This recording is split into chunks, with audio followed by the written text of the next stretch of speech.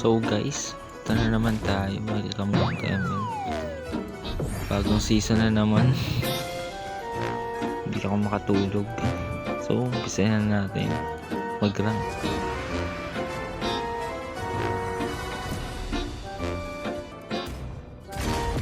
So ayun, explainer naman tayo as always. Alam mo na, sasanib na naman ating lapu-lapu gods. O, tulak na agad.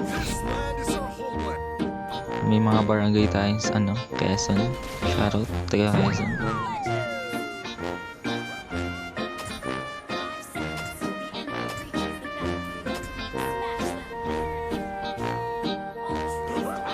Mukhang masaya pa naman. Tulungan muna natin ang kaya natin.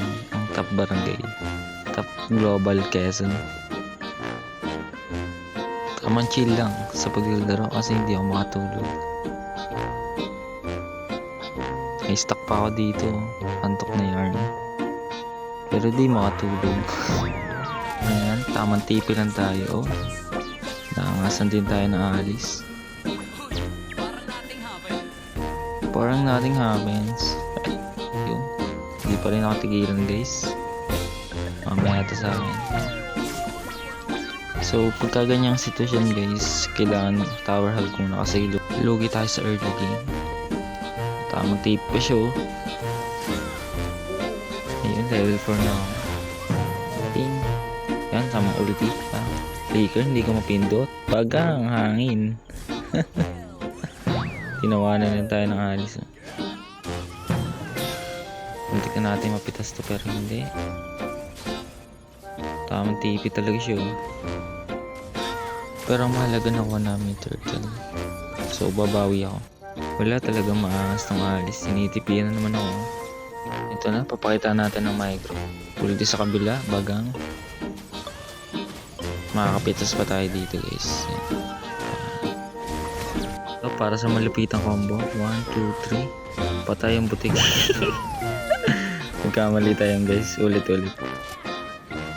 Kailangan na natin gumawa ng ninjutsu at re-recall tayo 1, 2, 3. At dito natagpuan ko si Cardo Dalisay at kilala sa Mustanggol. Bagang kapitas niya na parang nothing happen. At dito talaga matatagpuan nating set 1, 2, 3. Bagang patak patay. Yung literal na lapu-lapu papalag kahit madami guys. Dito sa set pagang. Dito nabuhay na pa si Rafaela kasi anghel siya eh. Kailangan niya mabuhay man. At dito nakuha namin yung dito abangan namin ang rin. Nainis na ako sa pusit na to. Nakiis ko pa. At dito guys, ramdam namin pagkapanalo dahil naubos yung kalaban. At ako papatayin ko pa to. Pagang. At dito tuloy naman silang naubos. Dito na nagtatapos ang ating istorya. Huli, subscribe na kayo sa aking channel. See you guys. Bye bye.